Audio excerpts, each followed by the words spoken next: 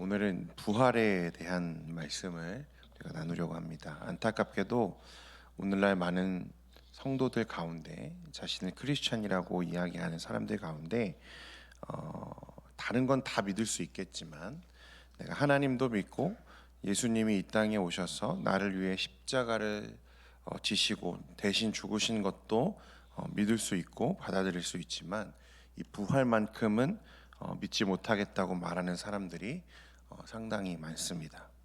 이건 정말 안타까운 사실이 아닐 수 없는데요. 아마 모든 사람이 죽는다라고 하는 일반 진리에 근거해서 아마 그런 결론에 도달하지 않는가 그런 생각을 합니다. 그러나 여러분, 예수님의 부활은 누군가 꾸며낸 이야기도 아니고 조작되거나 날조될 수 없는 명백한 사실입니다. 여러분은 이 사실을 믿으십니까? 오늘 이 이야기를 조금 나누려고 하는데, 오늘 본문은 예수님의 부활에 대한 증언과 또 증인들의 이야기를 우리에게 기록하고 있습니다. 오늘 말씀에 보니까 예수님의 빈 무덤을 가장 먼저 발견한 사람은 다름 아니라 막달라 마리아였다. 요한은 그렇게 말합니다. 아마 다른 본문들과 비교해 보면 막달라 마리아 혼자 갔는가라고 했을 때 그건 아니었을 것 같아요. 그러나 오늘 요한은 이 막달라 마리아를 지금 집중해서 조명하고 있습니다. 1절 말씀에 보니까 안식 후 첫날 일찍이 아직 어두울 때에 막달라 마리아가 무덤에 와서 돌이 무덤에서 옮겨진 것을 보고 그렇게 말씀합니다. 안식 후 첫날 아직 어두울 때라고 했습니다. 그러니까 해가 뜨기도 전인 아주 이른 시간에, 그러니까 안식일이 끝나자마자 이 막달라 마리아는 예수님의 무덤에 달려갔다는 것입니다. 이 막달라 마리아는 누가복음 8장에 7 귀신 들렸던, 그러나 예수님의 은혜로 자유하게 된 여인이었고 이후에 열렬한 예수님의 제자가 된 사람이었습니다. 사람들은 예수님께 향유를 부으며 예수님의 장례를 준비했던 여인이 이 막달라 마리아가 아닌가 그렇게 생각하기도 합니다. 사실인지는 정확하게 알 수 없습니다. 어쨌든 이 여인이 안식일이 끝나자마자 해도 뜨기 전에 무덤으로 달려간 것은 이 여인이 얼마나 예수님을 깊이 생각하고 사랑하는 사람이었는지를 우리에게 보여주는 것입니다. 사실 예수님이 그 숨을 거두시고 운명하신 시간이 오후 한 3시쯤이었으니까요. 이후 아리마대 사람 요셉이 가서 예수님을 장례할 수 있는 허락을 받아오기까지 또 한참의 시간이 흘러갔을 겁니다. 그러니까 이 안식일 전에 이 장례를 마치기 위해서는 이 장례를 위해 허락된 시간이 너무나 촉박한 상황이었을 겁니다. 제대로 격식을 갖추고 충분히 장례를 치르기가 쉽지 않았을 거라는 거예요. 그리고 아시는 것처럼 예수님의 시신은 당시에 온전한 상태가 아니었습니다. 손발에는 못이 박혔고 옆구리에는 창이 찔렸죠. 온몸에 피와 물을 쏟으셨습니다. 그리고 온몸에는 상처가 있고 머리에는 가시관까지 정상적인 것이 하나도 없었을 거예요. 그렇게 생각하는 것이 합리적입니다. 그러니 피투성이인 시신을 닦아내고 또 정중하게 향료를 담아 그 시신을 예를 갖추어서 그 장례를 준비하기에는 충분한 시간이 없었다는 것입니다. 그럼 어떻게 했을까? 아마도 대충 세마포로 싸서 무덤에 넣을 수밖에 없었을 거예요. 그래서 어떤 분은 이 대충 수습된, 그러니까 정상적으로 수습되지도 못한 예수님의 시신이 너무나 마음에 걸려서 그게 너무 괴로워서 이 막달라 마리아가 안식일이 마치자마자 무덤으로 달려갔을 거다, 그렇게 보는 사람도 있습니다. 안식일이 지나면 향을 준비해 가지고 와서 우리가 다시 예수님의 이 시신을 손을 보아야겠다. 안식일에는 시신에 손을 댈 수가 없잖아요. 그렇게 생각했는지도 모르겠습니다. 그러나 안식 후 첫날 이른 새벽에 마리아가 무덤에 도착했을 때 그녀를 기다리고 있었던 것은 예수님의 시신이 아니라, 무덤이 아니라 빈 무덤뿐이었습니다. 사실 당시 유대 사회에서 무덤은요, 큰 돌을 입구에 굴려서 막아놓는 형식이었잖아요. 사실 여인의 힘으로 어떻게 옮길 수 있는 게 아니었습니다. 그리고 예수님의 무덤은 임봉되었고 그 무덤을 군인들이 지키고 있었죠. 그러니 여인이 그 무덤에 간들 사실 할 수 있는 일은 그렇게 많지 않았습니다. 그럼에도 막달라 마리아는 눈 뜨자마자, 아니 사실 이 시간을 기다렸다는 것처럼 달려갔죠. 예수님을 너무나 사랑했던 여인이었습니다. 이 여인은 무덤이 열려 있고 예수님의 시신이 사라진 사실을 인지하고 너무 놀라서 제자들에게 달려갔습니다. 왜 달려갔냐면 예수님의 시신을 찾아달라는, 누군가 예수님의 시신을 가지고 갔다는 거죠. 당시 여인이며 귀신 들렸었던 이력이 있는 자신의 말을 아무도 들어주지 않을 거라 생각한 마리아는 이 제자들에게 찾아가서 도움을 청하는 것입니다. 오늘 2절 3절 말씀 다시 한번 같이 읽겠습니다. 시작. 시몬 베드로와 예수께서 사랑하시던 그 다른 제자에게 달려가서 말하되 사람들이 주님을 무덤에서 가져다가 어디 두었는지 우리가 알지 못하겠나이다 하니 베드로와 그 다른 제자가 나가서 무덤으로 갈세. 이 베드로와 다른 제자, 여기서 다른 제자는 요한일 텐데요. 베드로와 요한이 가서 확인했습니다. 정말로 돌이 굴려져 있었고 무덤이 비어 있는 거죠. 빈 무덤에는 예수님의 시신을 쌌던 이 세마포만 있을 뿐입니다. 그런데 이 제자들은 그 이후에 어떻게 합니까? 무덤을 확인하고 그냥 집으로 돌아갔습니다.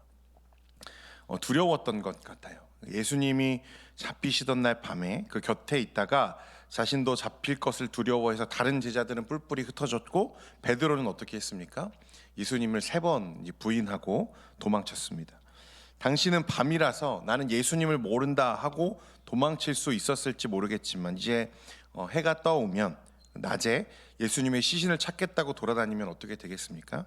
대제사장이나 군인에게 발각되어서 예수의 제자다라고 들통나면 자신도 죽을 수 있는 상황인 거죠. 그게 두려웠던 것 같아요. 그래서 마리아의 말을 듣고 가서 확인은 했지만 다른 어떤 행동을 하지 않고 예수님의 시신을 찾으려는 생각은 하지 못한 채 돌아갔습니다. 그런데 여전히 이 마리아는 자리를 떠나지 못하는 거예요. 말씀해 보니까 그 자리에서 하염없이 눈물만 흘리고 있을 뿐입니다. 너무 애절하고 깊은 마음이 그에게 있는 거죠. 그래서 12절과 13절 말씀에 보면 마리아가 이제 무엇을 보게 되냐면 흰 옷 입은 2 천사가 예수의 시체에 뉘었던 곳에 하나는 머리편에 하나는 발편에 앉았더라. 13절에 천사들이 이르되 여자여 어찌하여 우느냐 이르되 사람들이 내 주님을 옮겨다가 어디 두었는지 내가 알지 못함이니이다. 천사는 막달라 마리아에게 왜 우느냐고 묻습니다. 사실 이 전까지 천사가 있는지도 보이지 않았죠. 그런데 제자들이 돌아가고 하염없이 울고 있는 막달라 마리아의 눈에 천사들이 이제 보입니다. 그리고 그 천사들이 묻는 거예요. 왜 우느냐? 이 말은 마리아가 울고 있는 이유를 물어보는 게 아니고요. 전혀 울 이유가 없는데 왜 울고 있느냐라고 반문하는 것입니다.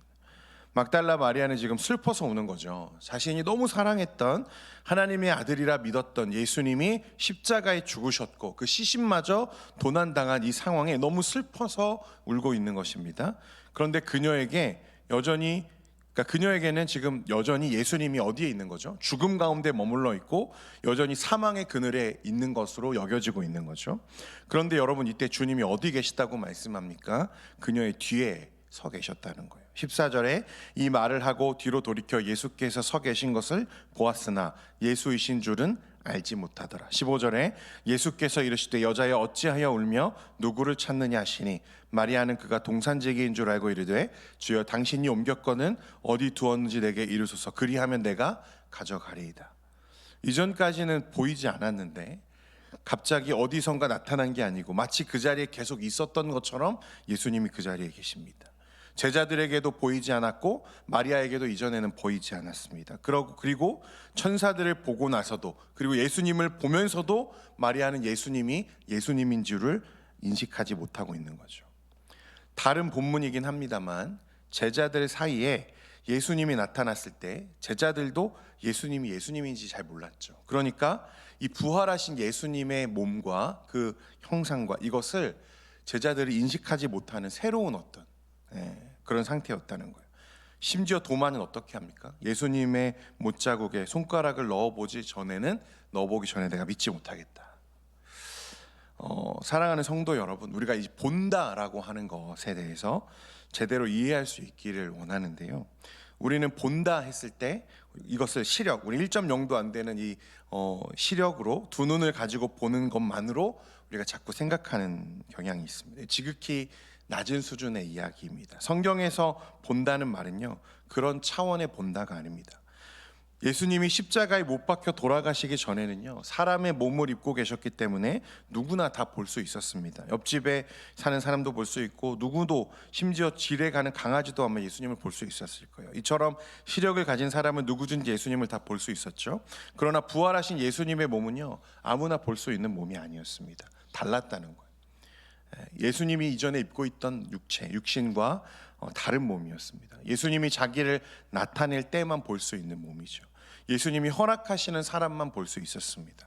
500명, 11명, 베드로, 야고보, 사울 등 예수님께서 눈을 열어주시는 자만이 볼 수 있는 신령한 몸이었다는 거예요. 오늘 예수님이요, 언제 막달라 마리아의 눈에 보이기 시작하냐면 16절 말씀에 보니까 예수께서 마리아야 하시거늘 마리아가 돌이켜 히브리 말로 라보니 하니 이는 선생님이라 하는 말이라. 그러니까 예수님이 마리아를 부르실 때 마리아야 라고 그의 이름을 부르실 때 그의 귀가 열리고 눈이 열리고 그제서야 예수님을 알아보기 시작했다는 말입니다. 사랑하는 여러분, 이제 우리 주님은요, 승천하셔서 하나님 우편에 계시죠. 그래서 우리 눈과 그 시력으로는 직접 예수님을 볼 수 없습니다. 내가 예수님을 직접 보았다 말하는 사람들은 이상한 사람들이에요. 그러나 그 예수님이 우리 안에 성령으로 함께 계시죠. 우리의 육의 눈으로는 볼 수 없지만 무엇으로 우리가 예수님을 이제 보는 것입니까? 우리가 가진 믿음 안에서 우리가 주님을 본다는 것입니다. 그러므로 이 본다라는 것은요, 따라서 너무나 깊은 차원의 고백이라는 것입니다. 여러분, 예수님을 보는 것은요, 너무 중요합니다. 왜 그러냐면 마리아는 예수님을 보기 전까지 어떠했습니까? 너무 슬펐어요.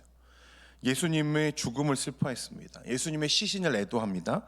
슬픔에 잠겨 있었어요. 함몰되어 있었습니다. 왜냐하면 예수님이 죽음 가운데 머물러 있다고 생각했기 때문입니다. 그런데 이제 예수님을 보게 되었어요. 마리아야 라고 부르시고 나서 예수님을 인식하기 시작합니다. 그러자 어떻게 변합니까? 그 안에 슬픔이 사라지죠. 그 안에 모든 애통함이 사라집니다. 왜냐하면 예수님을 보기 때문에 그렇습니다. 17절 말씀에 예수께서 이르시되 나를 붙들지 말라. 내가 아직 아버지께로 올라가지 아니하였노라.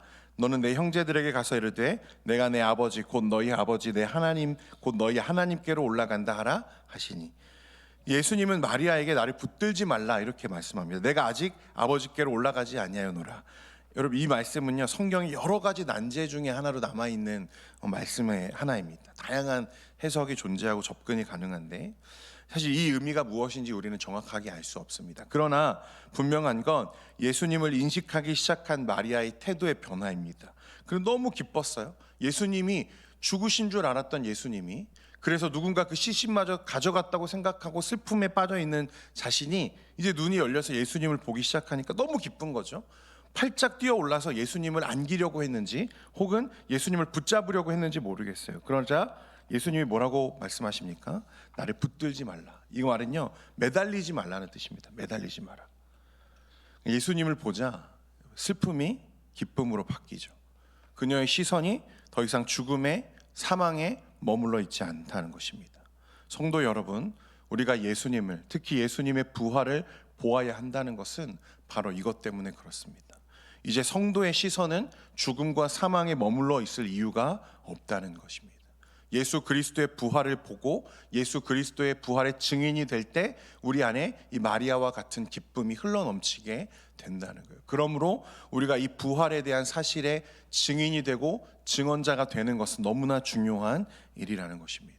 사람들은요, 이 예수님의 부활이 일반적인 상식과 다르다, 우리 모든 사람은 죽고 다시 살아날 수 없다는 일반적인 사실에 근거해서 예수님의 부활을 부정하려고 하는, 또 인정하지 않는 너무나 안타까운 현실을 봅니다. 그러나 여러분, 주님께서 그 눈을 여시고 그의 이름을 부르실 때 이것을 우리가 보게 되는 것입니다. 고린도전서 15장 17절에서 21절까지 말씀 우리가 같이 한번 보기 원하는데요, 사도 바울이 어떻게 부활에 대해서 증언하는지 우리 한번 같이 보겠습니다. 시작. 그리스도께서 다시 살아나신 일이 없으면 너희의 믿음도 헛되고 너희가 여전히 죄 가운데 있을 것이요, 또한 그리스도 안에서 잠자는 자도 망하였으리니 만일 그리스도 안에서 우리가 바라는 것이 다만 이 세상의 삶뿐이면 모든 사람 가운데 우리가 더욱 불쌍한 자이리라. 그러나 이제 그리스도께서 죽은 자 가운데서 다시 살아나사 잠자는 자들의 첫 열매가 되셨도다. 사망이 한 사람으로 말미암았으니 죽은 자의 부활도 한 사람으로 말미암는도다. 사도 바울은요, 그리스도께서 죽은 자 가운데서 다시 살아나사 잠자는 자들의 첫 열매가 되셨다. 성도들을 죽었다 하지 않고 잔다고 말합니다. 왜냐하면 예수 그리스도 안에서 그의 부활과 함께 다시 살아난 우리 성도들은요, 더 이상 죽음에 머물러 있을 이유가 없기 때문에 그렇습니다. 그러니 잔다고 말하는 거예요. 사망이 한 사람으로 말미암았으니 죽은 자의 부활도 한 사람으로 말미암는도다. 주 안에 사랑하는 성도 여러분, 이 부활의 기쁨과 감사를 확실하게 소유하게 되는 저와 여러분 되기를 소원합니다. 기도하겠습니다. 거룩하신 하나님 아버지, 우리를 너무나 사랑하셔서 이 세상에 오셨고 또 십자가 위에 죽어주시고 또 부활하셔서 우리의 생명의 소망이 되어주신 우리 주님의 은혜를 우리가 말씀을 통해 다시 묵상합니다.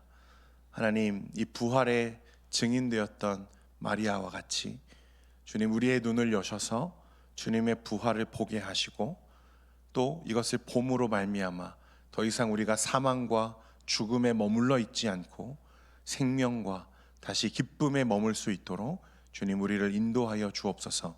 오늘 하루의 삶 가운데에도 주님, 살아계신 주님께서 나와 함께하고 계심을 늘 인식하고 주님과 동행하며 기쁨 가운데 머물 수 있도록 인도하여 주옵소서. 이 시간 사랑하는 우리 성도들, 주님 앞에 은혜를 간구하며 기도의 제목을 가지고 나아갑니다. 우리의 삶과 우리의 문제와 우리의 고통 가운데 주님 함께 하시며 또 우리의 삶에 개입하시는 하나님의 은혜를 우리가 경험할 수 있도록 기도 가운데 역사하여 주옵소서. 이 시간에 우리의 기도를 조성하시며 또 우리의 모든 은혜 가운데 함께 하실 줄 믿사오며 예수님의 이름으로 기도합니다. 아멘.